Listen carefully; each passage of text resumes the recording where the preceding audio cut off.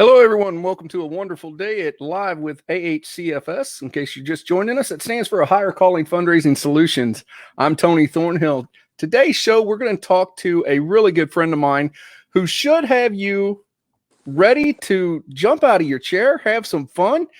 We're going to talk today about some different things creating stage energy and crowd involvement.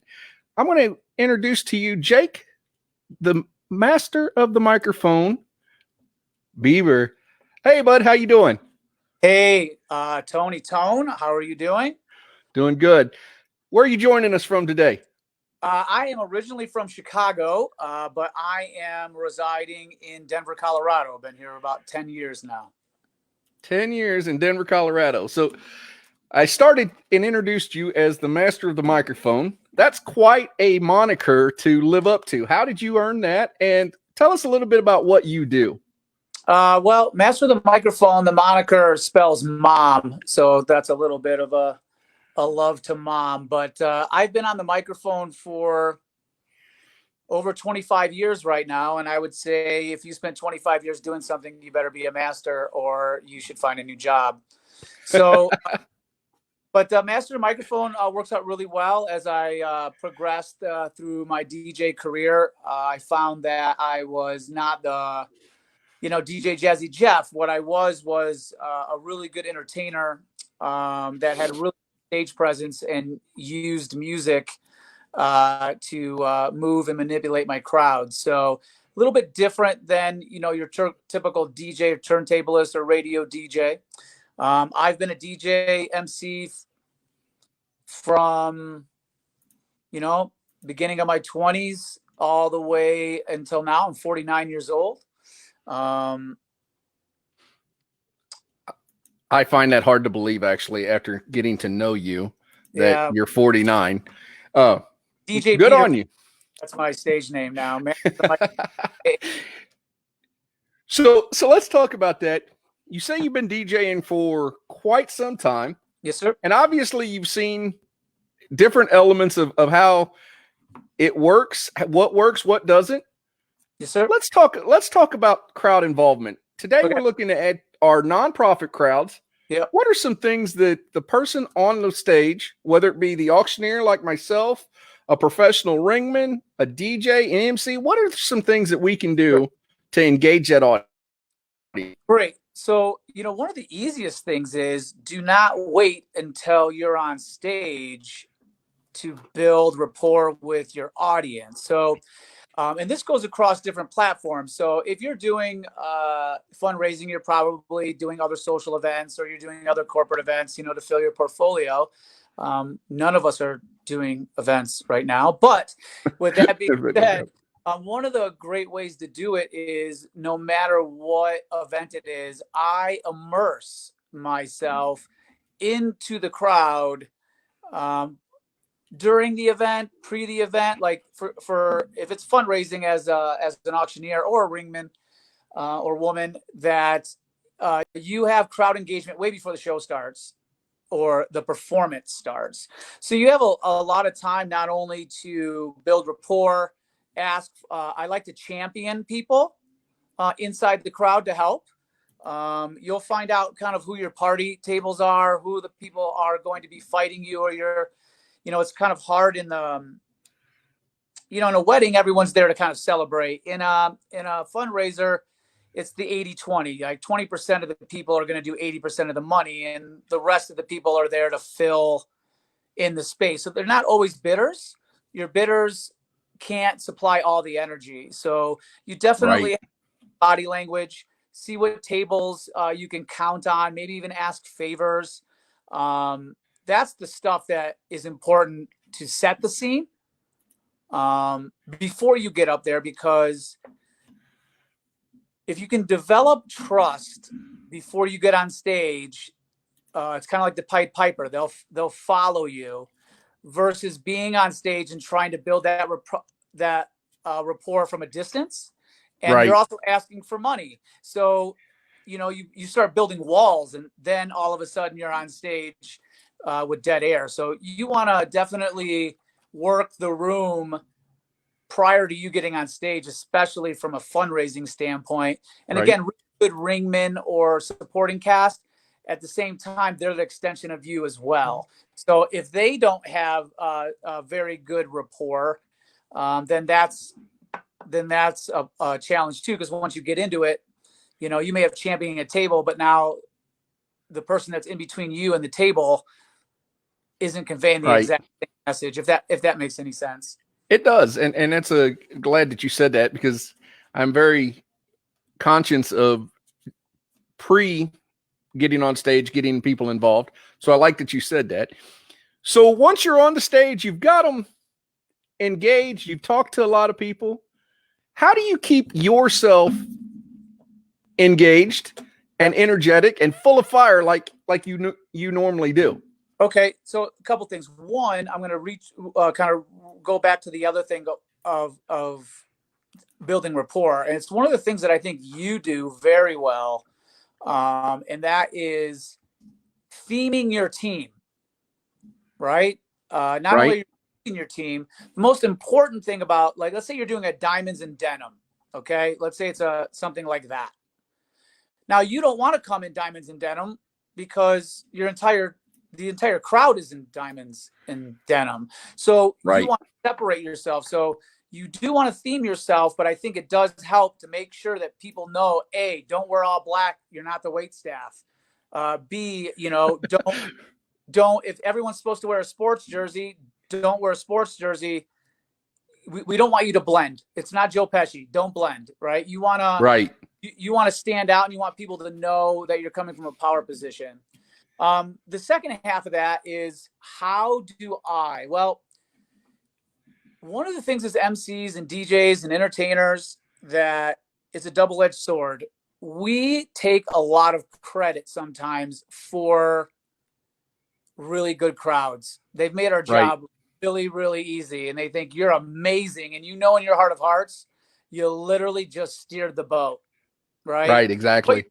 But you're going to take the credit, right? I mean, you are going to take the credit, because we've also taken the blame for bad crowds, or, a thread that we can talk about later is if you haven't pre-qualified your crowd, right, and you're up there asking for X figures and the people out there can't do it, then you're banging against the wall. So there's it's a lot of pre stuff that makes your job a lot easier. You should be the sprinkle on the cupcake. So the way I do it, number one, if I have a great crowd, it's a very nice energy pull. B, I give it back to them. We've all been in the situation where we have to create our own energy. That's the hardest.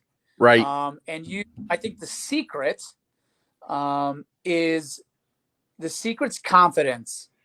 I think that even if you're faking it,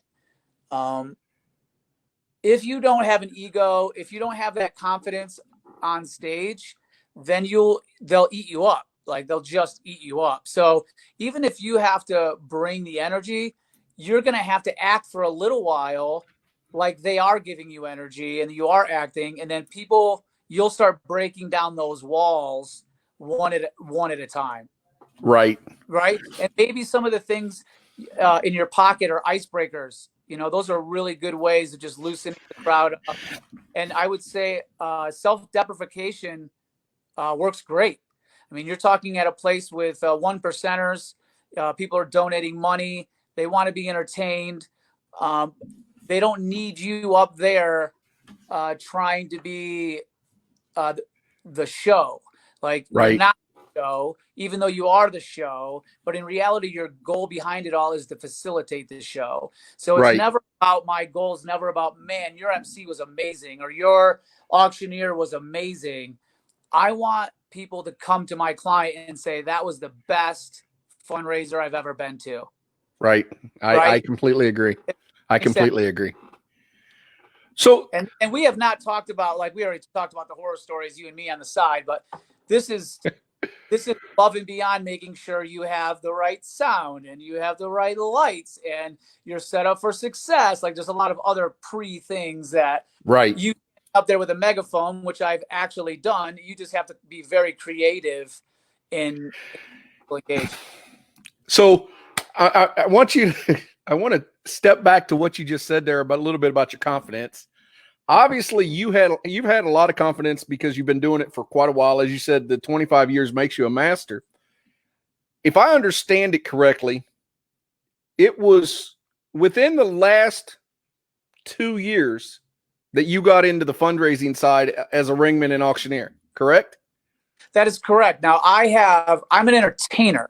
So I've had plenty of clients who've asked me to act as an auctioneer. Now this is before any of my professional training or whatever, right?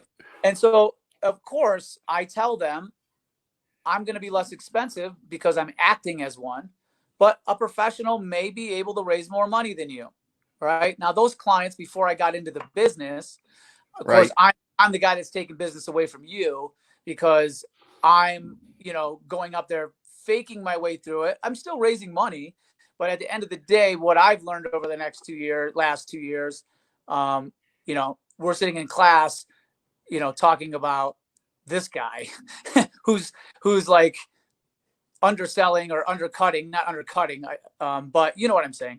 So there are, a professional definitely has way better, and I as a professional have way better tools that I've learned, and whether I'm auctioning off a vacation or if I'm auctioning off a car, right? Whatever those things are, you got to provide that safety. An auction's is entertainment, whether it's a social gala or whether you're sitting in a car lane, right? At the same time, which is why like Dustin and some of the guys we know are so good, because not only are they good at what they do, but they wrap themselves in entertainment. Right. So my question for you then is, with the confidence of being a DJ, were there certain tricks that you used from that DJ and MC point to make you into a better on-stage auctioneer? What were some of those tricks that you used? So for me, one of my biggest philosophies, whether I'm DJing, whether I am seeing, whether whatever, and again, the hard part of being in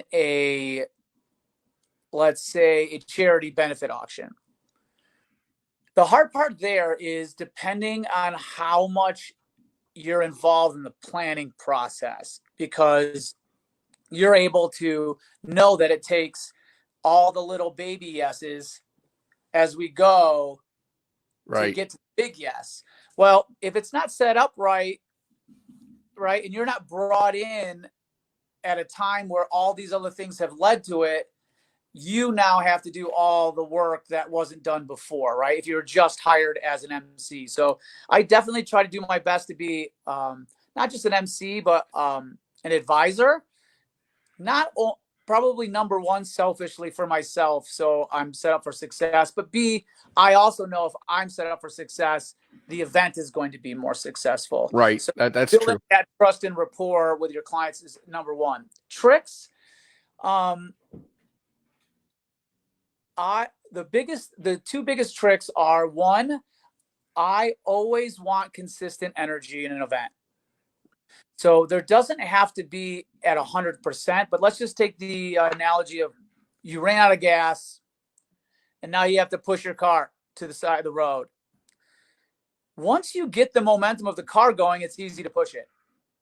Once the car stops, you got to exert so much more energy to get it going again, which is why I never want a room to stop, which is why I want to make sure that I have control over the timeline, to make sure that those things happen, and that I was supposed to go on stage at 8:30. It's now 10 o'clock. It's a Thursday night. Everybody with money is left, right? So there's a lot of important type of things in there. So trick there would be making sure energy is always moving and not trying to take people from 0 to 100. Take people from 0 to 25. 25 to 50, and then you can get them to 100. Just for an example, I know we're talking about charity auctions. We've all been to good and bad ones, but even weddings. How many times have you been to a wedding where all of the rigmarole is over, and then all of a sudden the DJ throws Celebration on and expects the entire 200 people to be on the dance floor, and nothing happens for a half an hour? Well, it's because we didn't build rapport or trust during the other times when I wasn't on stage. And then the other trick has worked really, really, really well for me.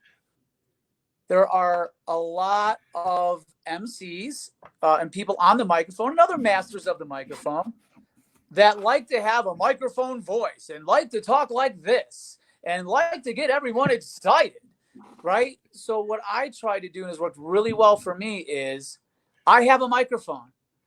I know how to project, right? So I don't have to be the, Wolfman Jack / strip club DJ / Mr. Microphone. Right. I try to talk to people as if they're sitting next to me. That's an excellent point. I'm not there to be like, hey, listen to me. And if they're not listening to me, I haven't done my job before I got on the microphone. Right. I agree.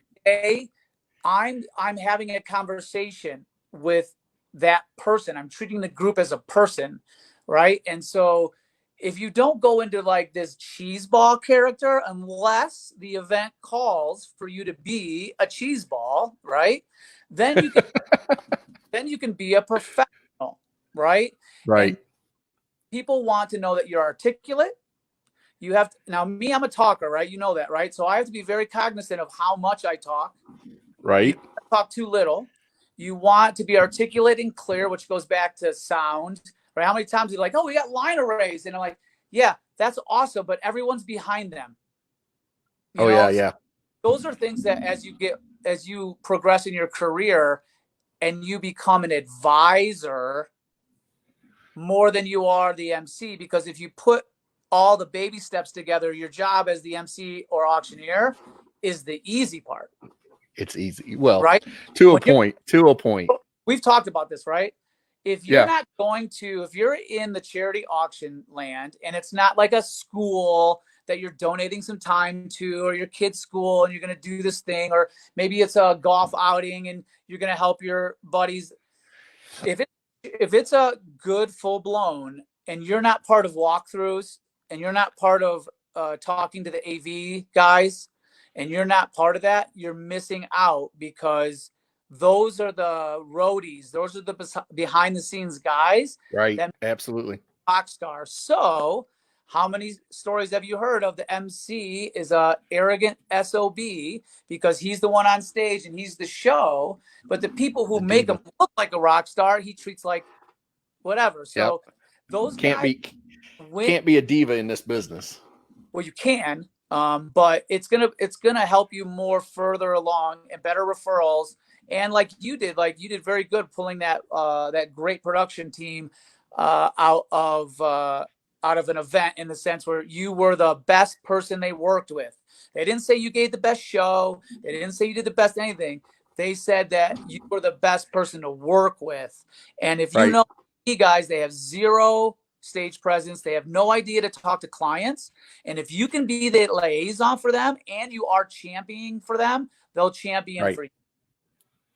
Well, obviously you talk about getting in touch with the AV team, the roadies, depending on where it is. I use that word hesitantly because some of the nonprofits, the roadies are the volunteers. And I try not to exclude, but whatever that responsibility is, if they're volunteering and you are embracing them and championing them and helping them, they really don't know what to do. So if you're able to do that, now there are the days where you're hired strictly to walk in at 8:30, you go on at 9, you have a pre-con, you grab the mic and you get on stage and you just pray that everything else is gone, or they pre-qualified their clients and you're not bidding with the same two people in doing heads same, So earlier you mentioned about bringing some icebreakers and bringing energy into the room. What is one of your favorite things that you can get, as you mentioned earlier, that 80-20, we know 20% of the audience is going to be involved no matter what.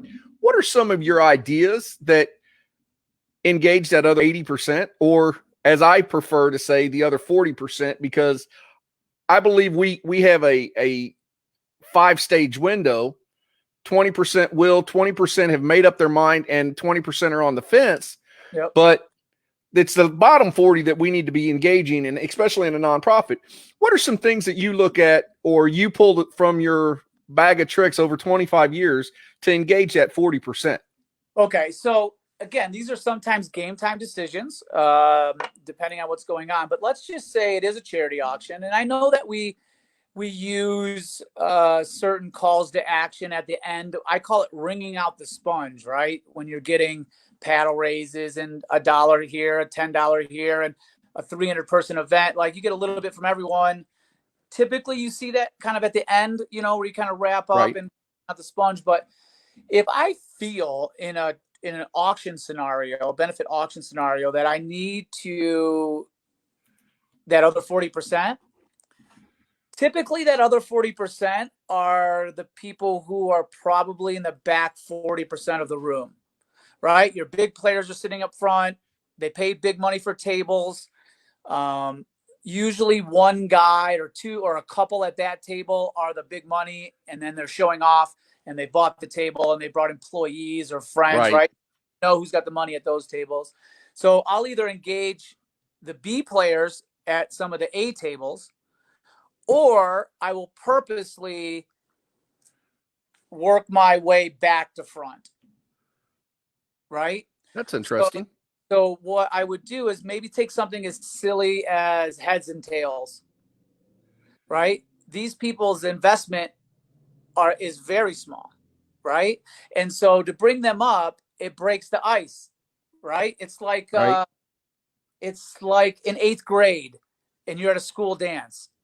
No one wants to break the seal on the dance floor, right? It takes one crazy 8th grader to do a knee slide, and then everyone goes in because that seal has been broken. So once you start breaking the seal, the other people see you interact with other people. They now trust you. You're not hanging them out to dry.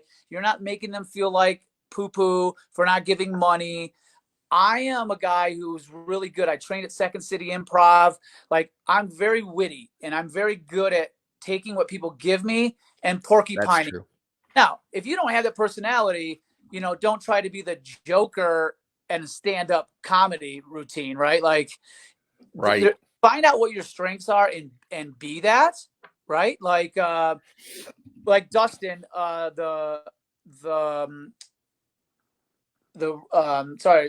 the ring guy, Dustin Taylor. Shout out to Dustin Taylor, professional ringman extraordinaire. Could easily be an auctioneer, but has chose not to because he's so good in the pits. He builds rapport. He remembers people. He knows everyone's like, this is not a team sport, or this is a team sport. This isn't one person, right? We've learned that volunteers are not, bid callers are not ringmen, right? Or ring women. Like, it's literally an extension of you into a room. And so, right. So those are some of the tricks, is that I try to work the room back and pull some of those people up for some of the smaller stuff. Other things would be, what are we auctioning for? There's some things that you can play with and make funny and humorous, and then there's other things you can't. Right. Be on the political correctness. But if I have professional athletes in there, like, their game, you know what I mean? Most of the time, I agree. Yeah, I agree. Their game, right? So, breaking ice would be something like, if I know I got some celebs out there, I may not put them on the spot because that's not fair, because you want them to come back. But at the same time, I may whisper in the guy's ear before I go on stage and just say, hey, look, man, I'm going to call you out and bust your balls a little bit. He'll be like, all right, man, that's cool. And then, you know what I mean? And then you kind of work it. So I think talking to people, I think not talking too much, but not talking too little. I think being able to project from your diaphragm and not getting squeaky and scratchy from your throat, but at the same time talking to people like you're in an intimate group. No matter how big, I try to keep it intimate. The worst auctioneer I've ever seen was nails on a chalkboard in the way she was trying to get money from people. And that was just really, really, really difficult to watch. And I'm gonna go out on a limb and say that person probably wasn't a professional auctioneer. So, but it's how I met Letitia, because I was a guest, and my girl that I was dating at the time was the event planner, and I told her, I said, don't ever put her up there again. That's like nails on a chalkboard. We have Denver's 1%, and she's up there with Louis Vuittons and diamond earrings, asking people to donate their money and using guilt. Like, yeah, that's not. Well, that brings us to a great point that we can close in on this. You've told us that you like energy. You have a different thing. Tell me this, as a professional entertainment, how much energy do you have when you walk out of the room? Do you actually leave it all on stage, or do you reserve a little bit? Well, it depends on what we're doing, right? So if I know there's not a callback, like an encore, or I got to go back out there, then I will Vince Lombardi, like, leave it on the floor. Like, if you're not sweating, like, you're not putting off enough energy, right? But if you are a guy who does sweat in those scenarios, that's another thing to be prepared for. No one wants a listening person up there. So, like, everyone's seen the guy pat his forehead with a kerchief. Just have it with you. It's not that big of a deal. Maybe you auction, now that you guys know I'm a rock star, I'm going to auction off my sweaty there's different things that you can do. Right. Have fun with it. What works for me is taking what the crowd is giving me and then giving it back to them. Right. So crowd isn't giving anything, the self-generated energy, you're definitely more exhausted at the end. When it's a give and take, then afterwards you still have a little bit of energy going, oh my God, they gave me as much energy as I gave them. But there are the ones where you go home in your car and you're just done. Right. I've been there. So, hey, I want to thank you for joining us. I know you've got some things to go to. I know there's a half pot of coffee that's waiting for you so that you can get on. So that you can get on the road. So coffee. Thank you again. Thanks for joining us. I hope somebody got some tips out of this on how to keep everything going. Ladies and gentlemen, as I said to start the program, my name is Toney Thornhill with a Higher Calling Fundraising Solutions. I am a fundraising auctioneer that helps people not only in the online or in the live, but online as well, doing virtual events.